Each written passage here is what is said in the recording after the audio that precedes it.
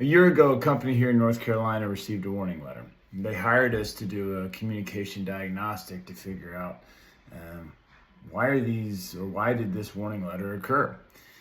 As we see all the time, technical documentation is just the tip of the iceberg.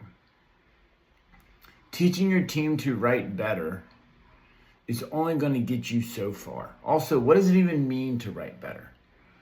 So when you think about regulated FDA documentation, you have to create a culture and a system around how documentation is created. It's not just, hey, scientists or hey, engineers, go write this deviation or go write this SOP, everything will be fine. It comes down to how tasks are executed, roles and responsibilities, how documentation is reviewed, organizational standards. And when they hired us to do this and excavate and look at their systems, you can imagine what was found. Everyone saying yes to everything, right? No concreteness in terms of when documentation is due or how to review documentation or who needs to be looking at it. They have templates in place, but there's no standard. There's no physical documentation in place of this is good, this is the requirement, and this is how it's met. And now the stack is getting bigger. It's not getting smaller.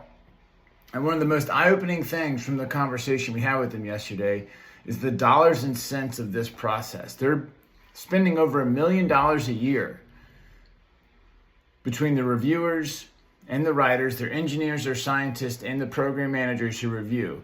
They're spending over $1 million a year in just that portion of salary to fund this writing and reviewing process that led to a warning letter. They said they're spending a lot of money and it's not even being spent well. And so if I would have asked them, and they said this, if I would have asked them before they got the warning letter, how are things going? They would have said, it's okay, but it's manageable. And then they get hit with the warning letter, and then operations shut down. And we go in and we find that it's not the skills gap that they think it is, it's a cultural problem. People aren't being held accountable. People don't know how to write successfully. People don't know how to review successfully. Everyone's just doing their own thing. And we hope at the end that it all comes together, and it's not. Our communication diagnostic is really changing the game in terms of making sure people are prepared for this type of scrutiny. You have to have a complete system that is measurable to ensure you are getting great results. If you do not have a system in place that is measurable, do you know how much time your team is spending writing? Do you know how much time your team is spending reviewing? Do you have documentation in place so that if your program manager leaves and someone else has to come in, that they're able to pick up the baton and continue that process seamlessly?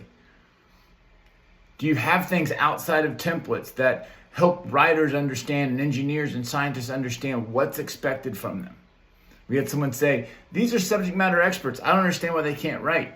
That's the problem. The fallacy is that these team members are brilliant people.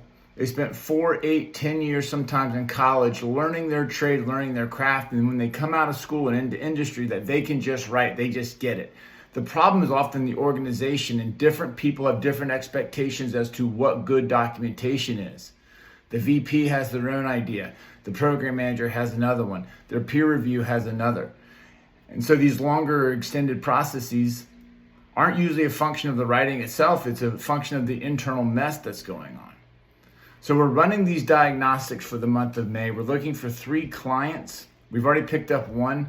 So there's 2 seats available. If you want someone to come in and look at and say, hey, what am I missing? Maybe things are really good. But one of the biggest problems is no one's able to measure their process. They just say things are good. We have a quality management system. We have templates, but they're not measuring review times. They're not measuring impact. They're not measuring outcome. They have no idea what their costs are. And most of the time, it's not flattering. So if you're interested, we're running this for the month of May. 3 clients, we already picked up 1, so 2 seats available. If you're interested in this diagnostic and having us take a look and say, hey, are you prepared? So let me know if that's something that's interesting to you.